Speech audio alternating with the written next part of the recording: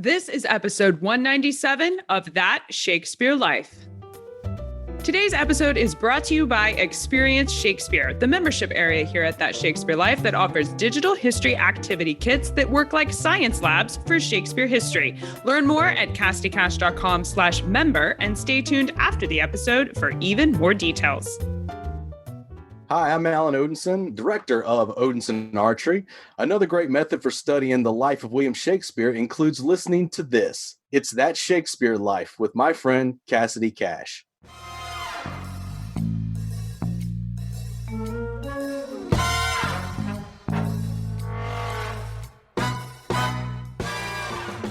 To achieve that kind of like crack of lightning that you'd get, because as we all know, like lightning doesn't make a sound. What the sound is actually when it hits something and like breaking the sound barrier. So it's those kind of like cracks that you'd be looking for in addition to those rolling sounds. And those cracks could have been achieved by the cannonballs at certain moments being dropped or slammed into the wooden track by members of the company waiting for a specific cue, or the tracks themselves would have had different levels, kind of like a staircase, a very long staircase that would have like one track and then the balls would drop to a lower level.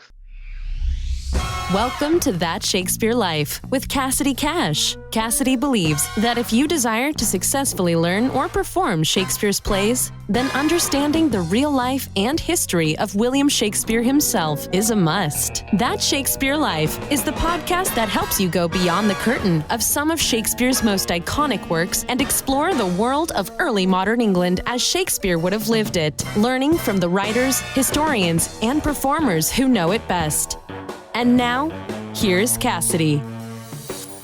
One of the most powerful aspects of modern-day theater performance is the spooky sounds, creaking doors, or the wailing noises of the witches across the moor. These same sound effects were important on stage for Shakespeare's original performances of his plays as well. But as you might imagine, with a decidedly less computer-based generation, the bard's selection of performance sound may not have been based on anything created by Steve Jobs. The technology, however, was no less impressive, with implements designed specifically to generate the sound waves of the ocean, rain falling down, and even thunder. Here today to share with us some of the history of mechanical sound production and the use of music on stage to set the scene in the early modern theater are our guests and experts in original practice of Shakespeare's plays, Chris Johnston and Alexander Sovronsky.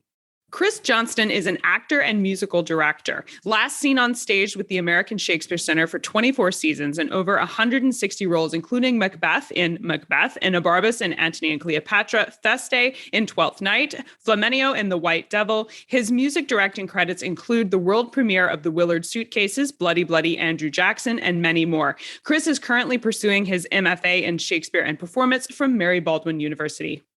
Alexander Sovronsky is an actor, musician, and composer living in New York City. His career includes creating music and sound, as well as performing in various Broadway, off-Broadway, regional, and international productions. Alexander holds an MFA in classical theater from the Academy for Classical Acting at the Shakespeare Theater of DC, where he has taught workshops on how Shakespeare utilized music and sound in his plays to connect with his audience. He has also taught that workshop in many other theaters and colleges and universities around the Northeast. You can find him online at links we'll make available in the show notes.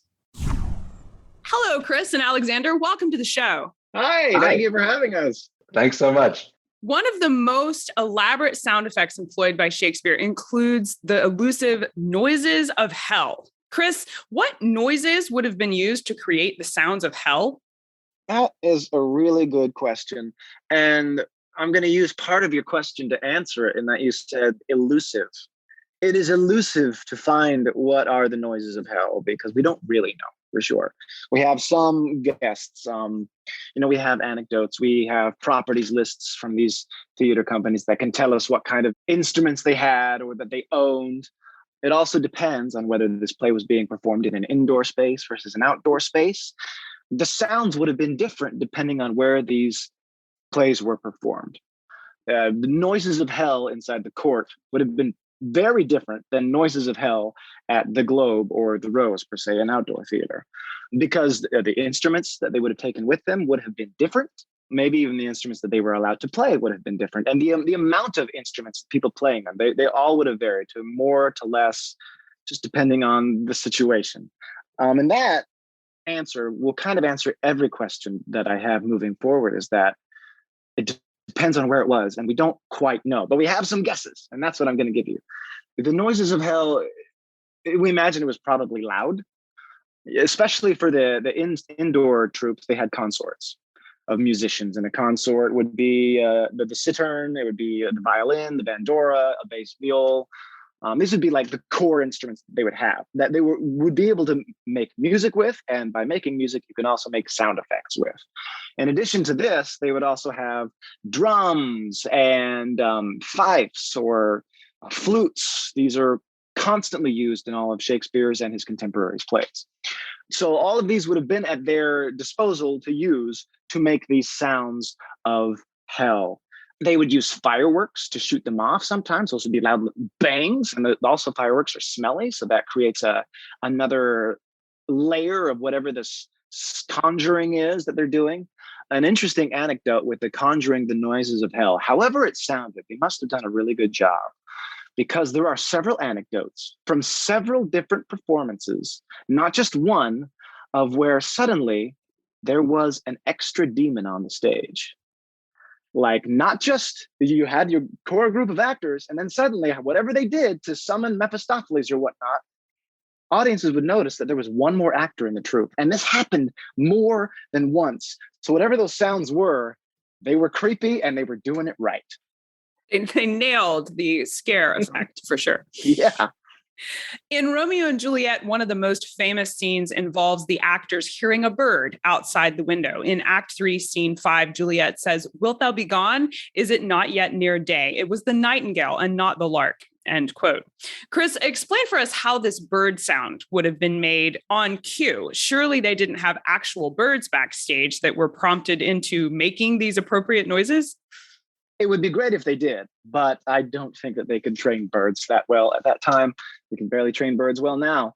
I think it was probably one of their flutes, flute-based instruments, like a pipe or something like that, that they would use. They could also use a horn depending on how they wanted the bird to sound. It could be an actor whistling or making a bird sound. I've seen that employed in current day. I don't imagine it's hard to do 400 years ago. What's happening in the scene, Lady Capulet and Lord and Lady Capulet in Paris are in the scene before this, I think, right before this. And so as they're exiting, we know that they cannot be the actor making the sound. We know that the nurse was on stage about 70 lines before this sound happens. And we know that the nurse is going to enter again about 30 lines after the sound happens. So it would make sense that of all the actors in the troupe, maybe it was the nurse who's the closest to entering and is most cued into listening to what is happening on stage so that they don't miss their cue. Perhaps it was the nurse making the sound of the lark, whether with their mouth through their lips or with their mouth on a pipe or something. I'm really glad you brought up the idea of it being an actor creating the bird sound, because that was my first instinct. I just didn't know if that would have happened in early modern theater or not. And I wondered when I come across this line, whether it was a joke about the actor performing this bird sound and them, because they're debating, is it the nightingale? Is it the lark? And so I thought it was kind of an inside joke, maybe in theater of, oh, it's that actor who he can only do one bird call and we use it for all the birds. Oh, yeah, that's a really good hypothesis. And I'm sure that it would work very well. Whoever the actor was playing the nurse in any given production, maybe they did only have one sound, or maybe they did have a sound that was great and they their instrument broke and they've left it up once or twice, and then you've got a great punchline for the audience as well. What was that? Was that exactly. We're not sure what bird that was. There's a lot of instances in Shakespeare's accounts with actor musicians where the actor will apologize for their voice or things like that. So there's even in some plays that predate Shakespeare, there was a real awareness of the musicians even on stage that would be used to start the interludes between acts. So the idea of breaking character to talk about the larger actor musician world and to be able to step out of character and comment on the play to the audience is certainly something that was available in the context of that period. So yeah, I don't think that would be a choice that would be entirely out of line at all. What does Balthazar say in Much Ado About Nothing? He says, "Note this before my noting. There's not a note. Note this before my notes. There's not a note of mine that's worth the noting." This whole concept of breaking the fourth wall, we like to think we invented it, but Shakespeare was doing it well before we did. Oh, yes. In addition to what we just talked about for the bird sounds, there's also the possibility that there were these little clay whistles in the shape of birds that have been around for hundreds and hundreds of years. And you basically can put water in them and blow into them. And when the air goes into the chamber, it can move the water around, and that can create a warbling effect. And you can actually get like a really realistic bird sound. So it's very possible that Shakespeare's company may have had some of those. Let me try it. I've got one right here for you. I love that. It's gotta like vibrate right on the water's got to go right on the air. They're really cool. Yeah. See here if I can do it. It needs a little more water. Now, this is not very big as he's pouring the water in this. These are like really small. It looks almost the size of a pipe. We're getting closer. We're getting closer. Yeah, it's just a little bit of water at a time. You don't want to overdo it. It does look exactly like a bird. Yeah. You hear the variation change in the tone? notes? Yeah, I could. And it is because the idea is like you're blowing and it's bubbling. My kids have plastic versions of this that we play with. I had no idea it was an early modern instrument. Yeah. There are examples of it actually as far back as ancient Egypt. This is an instrument that has existed for a long, long, long time. And it's less of an instrument, more of like a children's toy or a little sound effecty thing, but it's certainly not out of the question that they may have had one or had enjoyed doing that sound. In Antony and Cleopatra, the stage directions for Act 3, Scene 10 say, quote, after they're going in is heard the noise of a sea fight, end quote. What would be included in the sound of a sea fight, and how would those noises have been produced? That is a great question. I could answer your question with more questions, but I can't give you a solid answer, just like the noises in hell, right? We know what instruments that they had at their disposal, but we aren't entirely sure how they would use them. A few things that we can guess at the time. We can assume that the audience was more aware of what a retreat sounded like on a trumpet, or what a battle drum sounded like on the drums. That was redundant, but you get it. Or a royal flourish or whatnot. And each king would have different royal flourishes. It would be like their signature or their telephone ring, let's say. We assume that they had this understanding for the most part. And so there would be naval drums that would exist, a naval drum riff that you could play that could suggest advancing or retreating, same as trumpets. They would understand what these tuckets were based on their experience of who their audience was. And so the war drums could have been any of these identifiable tuckets or flourishes. The thing about Antony and Cleopatra, written in 1606, it's right on the edge of indoor Blackfriars purchasing. So it was performed outdoors, and then later it was performed indoors. So it would have shifted. But that play is at a point in Shakespeare's writing where the images are so vibrant that I imagine that there was a little more musicality to what this war sounds would have been than just the kind of hack and slash drums and sword clankings that you would get in one of his earlier plays like Henry VI, Part 3. We've identified ways to make the sound of thunder for Shakespeare's plays, but in The Tempest, Act 1, Scene 1, the stage directions specifically call for lightning as a sound, which surprises me because I think of lightning as being visual as opposed to a noise.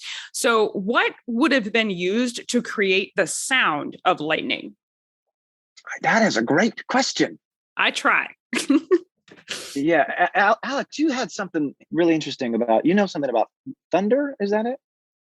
Yeah, so generally the sounds that were employed for storms a lot, and this is for the indoor and the outdoor theaters, were these things called thunder runs, which are basically these wooden troughs that existed in the heavens, in that space that would have been above the playing space in the theaters. That was a space where other actors or stagehands or other people and other members of the company could actually go out of view of the audience and either and create sound effects, or even in certain cases like lift and lower other actors for suspension and things like that in some early plays. But in this case, these thunder runs would have been employed with cannonballs of various sizes, it seems, to create different tones. And those, when used on a wooden track basically would create this rumbling sound, and the heavens themselves, that room, would kind of serve as a large echo chamber. So for the audience underneath it, it would sound like this large booming thunderous roll going on above their heads, which I can only imagine if you're in the outdoor theaters when that was happening. You can't imagine but like some people lifting up their hands to wonder if it's raining or going to. It seems like it was quite an effective effect. It was used in the indoor and outdoor theaters. And to achieve that kind of like crack of lightning that you'd get, because as we all know, like lightning doesn't make a sound. What the sound is actually when it hits something and like breaking the sound barrier. So it's those kind of like cracks that you'd be looking for in addition to those rolling sounds. And those cracks could have been achieved by the cannonballs at certain moments being dropped or slammed into the wooden track by members of the company waiting for a specific cue, or the tracks themselves would have had different levels, kind of like a staircase, a very long staircase that would have like one track, and then the balls would drop to a lower level and continue. And those drops could give you really nice accents. There's actually a theater in London, the Bristol Old Vic, that has still a working thunder run. And there's a beautiful video online that you can easily find if you're interested in seeing and hearing how they worked. An interesting thing with thunder is reading through journals and accounts of people at the time mentioning lightning and the sound of lightning, not on stage, but just experiencing storms. They would refer to the sound of lightning as horns, which is strange to me because, as Alex just mentioned, I hear cracks, that crack of the sound barrier. But it's strange how multiple people write about a horn representing lightning.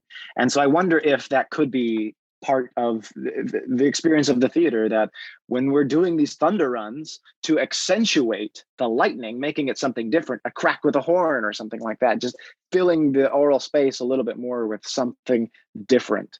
We also had, in Shakespeare's time, horns were a little different than what we think of today. I mean, in Shakespeare's time, there was an instrument called a cornado, which was basically the modern equivalent of like kind of a trumpet, that kind of a sound, but it was very, very high. It could achieve very high pitches. So I can imagine with like the lower sounds of a thunder run, with that being layered with like a high pitch on a trumpet or a cornado, could be really quite effective and disturbing.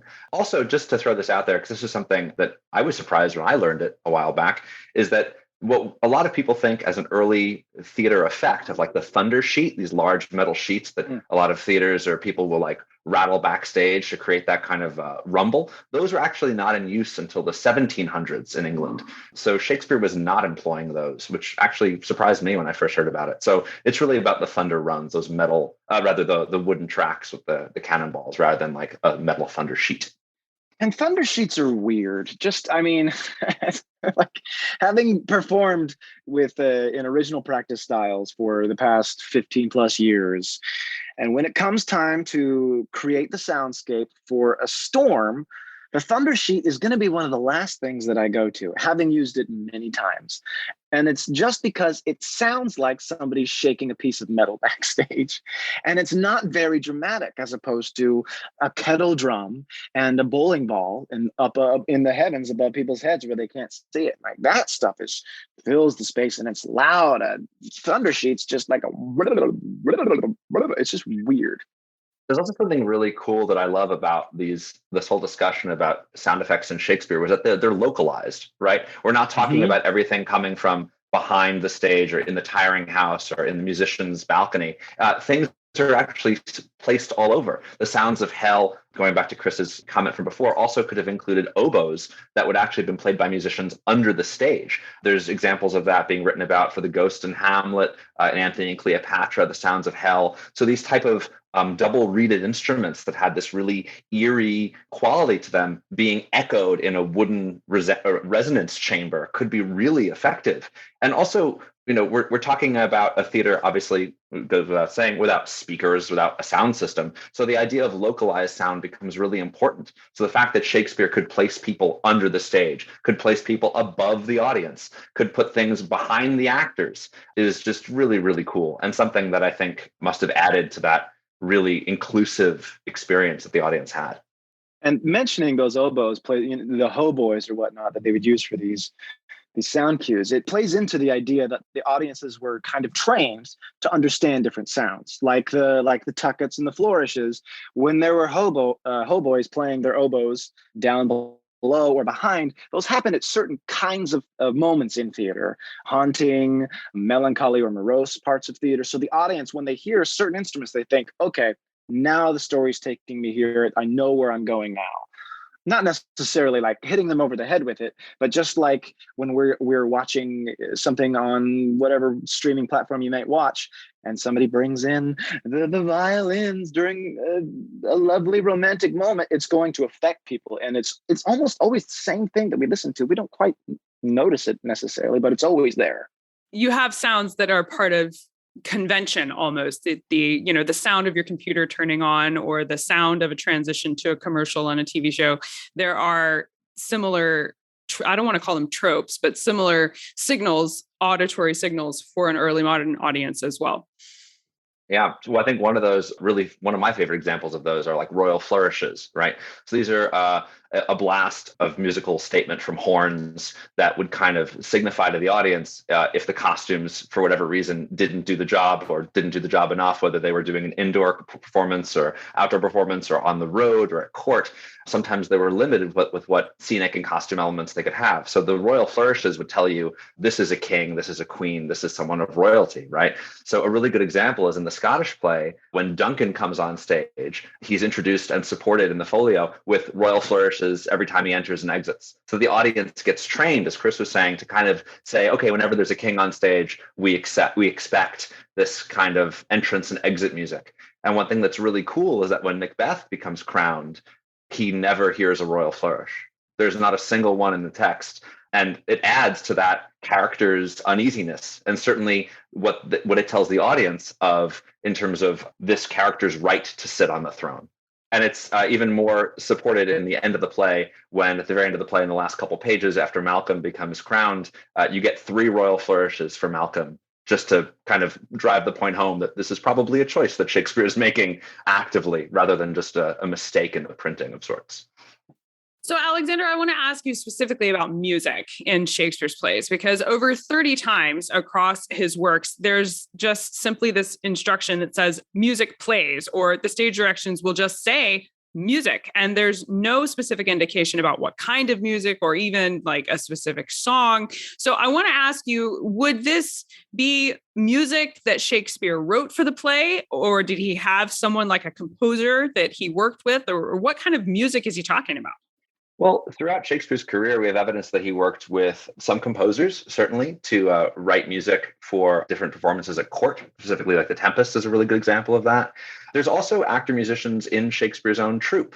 An actor named Will Kemp, for instance, was a very famous jigger, dancer, and potentially an instrumentalist as well, and singer. A lot of Shakespeare's career actually involves the use of actor musicians, and with increasing usage from the beginning of the plays to the end of his career, that they get actually more popular, and the role of an actor musician starts as becoming something without lines, a character that you never meet again that just serves a function to come on and play. And by the end of Shakespeare's career, they are central characters like Ariel in The Tempest or Feste and things like that, or Autolycus in Winter's Tale, that you get these fully fleshed out characters. So with that in mind, when you think of the phrase music plays, that music could come from a variety of places, depending on when in the career that is indicated. But I think it's more interesting to think about what the function of the music is in that moment. Because if it was important to Shakespeare or the actors of Shakespeare that compiled the first folio to say that it was really important that this song specifically be heard, they would have written that down like they did for other moments in different plays. But when it just says music plays, it tells me that it's probably more important that the function of music be focused on, that is there to lift the text in a way, or provide support in some way, that music itself, regardless of what's being played, has a power. For instance, like in King Lear, when Lear is waking up and the doctors have music played to help him transition into this state of wakingness to when he meets his daughter Cordelia again and they're reunited. There's music underneath that. And probably you don't really want necessarily to be playing a popular song that the audience could sing along to at that moment, because that's not the point of that moment. So the music in that moment would have been supportive, more likely than not something that was maybe written by the musician that was playing it at the time or something that was written by whatever composer Shakespeare was working with.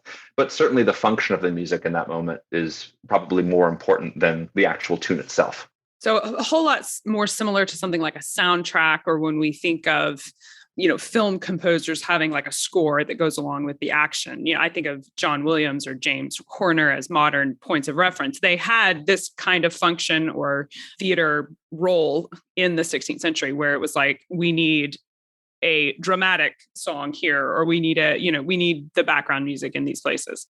In some cases, yeah, it wasn't, I would say, as widely used as film scoring is now, or even theatrical underscoring is now. But certainly there's definitely evidence, as in the examples that we've talked about, of moments where there is a scene that continues with important text that needs to be heard, and there's music being played underneath it to support that.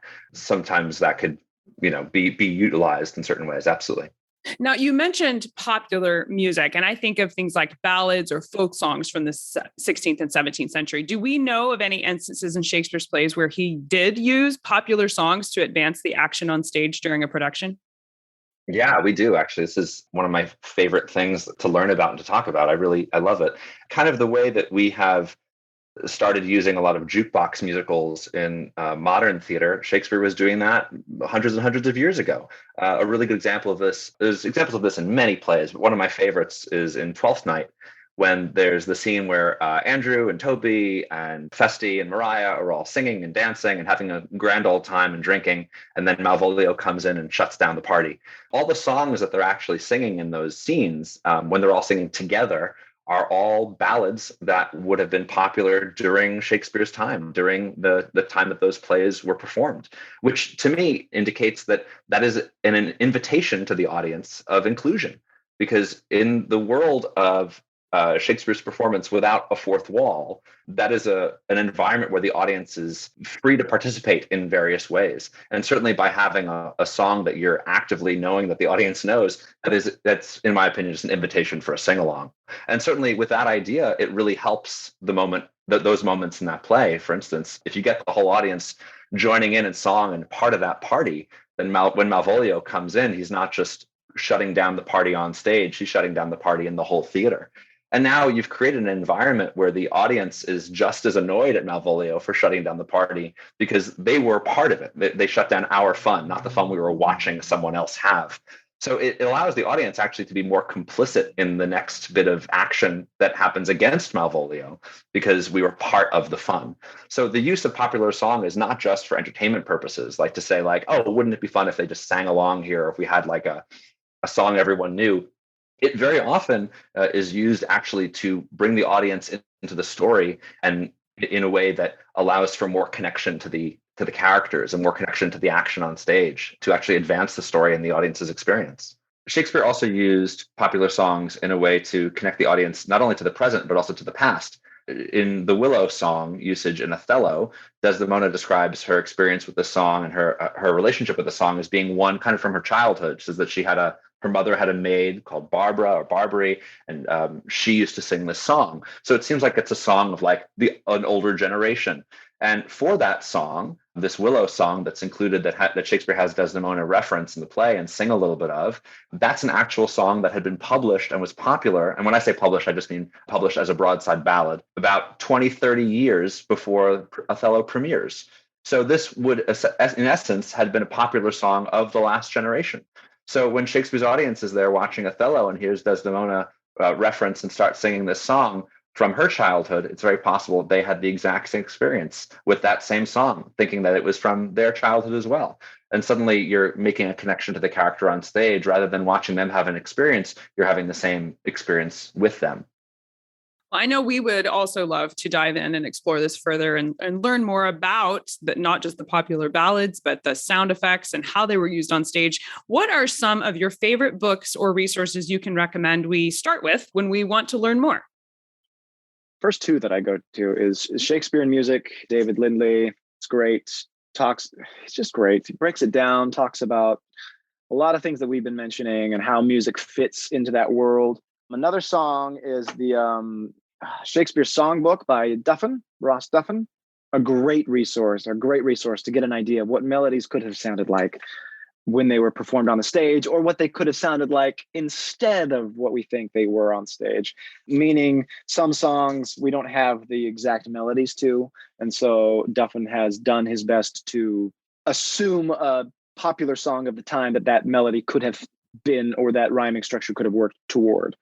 And then the third one that I really like, and it has nothing to do with music, but it's the Bedford Companion to Shakespeare. It talks about life in England during this time, and what it was like for the printers to print these papers, and what it was like for the clothes that people wore. It's a really great in-depth read on understanding the mentality of people around the area, or how they would start to get their mentality based on the circumstances around living life. And I just think that's a great way to try to approach what music would have been when people are living in a certain way. I mean, music represents how people are existing in a certain time, or how they're feeling. And if you have a better idea of what their day-to-day is, you can maybe have a better idea of what they're writing about, or why they're singing about what they're writing about. To piggyback on that, I love also the Shakespeare Songbook by Duffin. I think it's a wonderful resource. The other thing that it does for me is the index of it makes the reader acutely aware of all the references to music that are not necessarily as obvious. That you might realize by going through the index in this book that there might be a lot of musical references where characters are just using it as text, and you don't realize that they're quoting a song lyric, because we don't have the same relationship to that music that we do now, obviously. So it's a great book that will kind of explode a lot of the plays and realize that there's a lot more music in them that is not sung, that is merely referenced, that can only enhance the experience of the play. I can only imagine what would happen if the modern audience knew that there was a moment where someone's like quoting a Beatles song, and that makes the audience having a reaction in the same way that Shakespeare's use of it will. But when we've lost that experience with our connection to those original songs, then we lose a bit of the author's intention. So this book is great to kind of uncover that. The other ones that I love, there's a trilogy of books by the author John H. Long, the trilogy of books called Shakespeare's Use of Music. And they're broken up into 3 different sections: the comedies, the histories, and the tragedies, I believe. It's a wonderful, really in-depth discovery of different varieties of usage of music in the plays.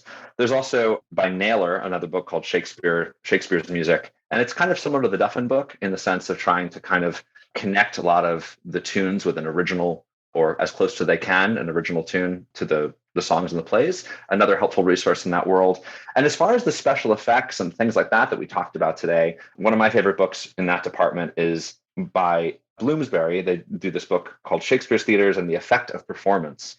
And it's a book that has a lot of essays by a variety of people, edited by Tiffany Stern and some other people. The Ardent Shakespeare puts it out, and it's a really great in-depth look at not only the physical performance effects, like special effects like blood effects and things like that, and sea battles and fight scenes, but also some of the special effects that would have been utilized sonically as well.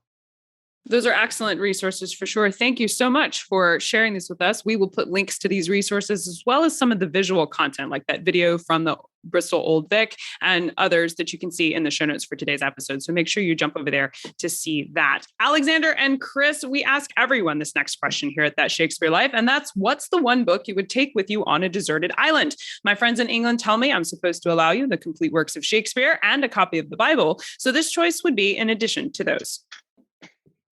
Ooh, I'm going to have to assume and hope and pray that I have some sort of instrument with me, because as any composer will say, like, it needs something to play. I was expecting at least one of you to suggest that you would fashion an instrument out of the books. I mean, I guess brilliant. That's pretty good. I guess you could make some type of percussive instrument out of a book, I guess. But assuming that I have some type of instrument, I'd probably bring along some type of complete works of Bach or something like that would entertain me musically as well. Certainly, instrumental music is as large a part of my love as literature is. So something with sheet music would probably do it for me. That's great. Even if you couldn't play it, you just look at it and be tempted, or you'd craft a piano out of coconuts or something. I guess so. Cool. I mean, I'm assuming we have a lot of time. You could pull out your 16th century actor skills and whistle Bach on the. There you go. There you go. Was that the Nightingale? No, it was Bach. Come on.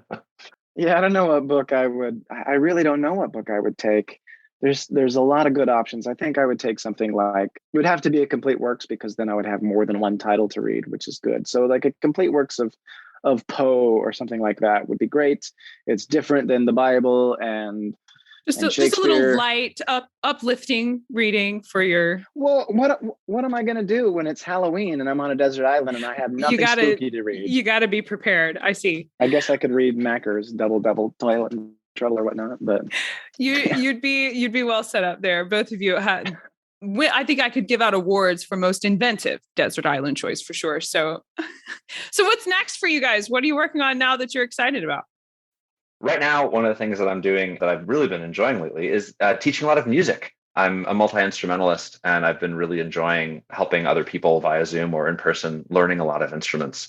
In addition to that, professionally speaking, I'm doing a lot of music direction, helping other theater companies with music that they've written for their projects, help them flesh that out in other ways. So there's something really, really lovely right now about not really focusing on my composition and just kind of being in service to either someone else's work or helping someone else find their way with a new instrument. I'm really enjoying that right now. That's lovely. I myself am also teaching music lessons for the first time, and it's great. You know, I've been performing for almost 2 decades now, and I've stopped to go back to school and get a master's in what we basically just talked about. And now I'm teaching lessons on the side, and it's lovely to be able to share. Like Alexander, I'm a multi-instrumentalist, so we're doing all kinds of different instruments, and it's really challenging and rewarding. I'm also working on a project where I will be releasing the volumes of Shakespeare songs with as close to the original melodies as I can come up with a little bit of like a modern twist. But I mean, the original melodies and then modern instruments is kind of what I want to do. The first album, Festi, is almost done, and I should have that out probably in February.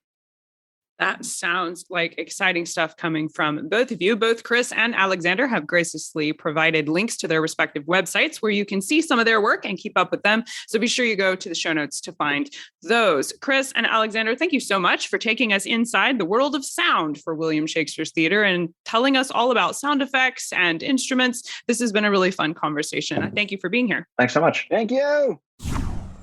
That's it for this week. Thank you for listening. If you enjoyed our show, be sure to share it with your friends and family that might like to explore the 16th and 17th century England as Shakespeare would have lived it. I'm Cassidy Cash, and I hope you learned something new about the Bard. I'll see you next week. Bye-bye.